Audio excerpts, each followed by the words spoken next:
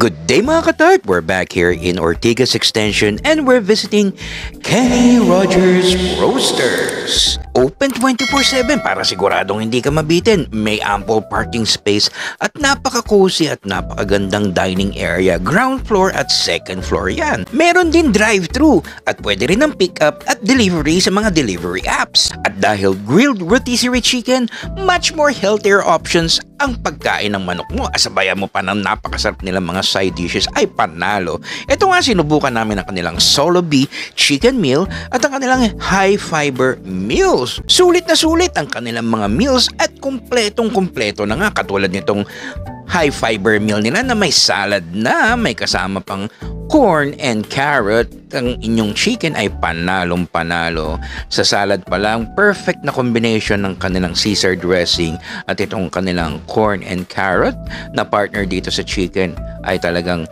perfect balance ng inyong high fiber meal. At dito naman sa Solo Bill meal nila, bukod sa chicken and rice, may kasamang dalawang side dishes at may muffin pa.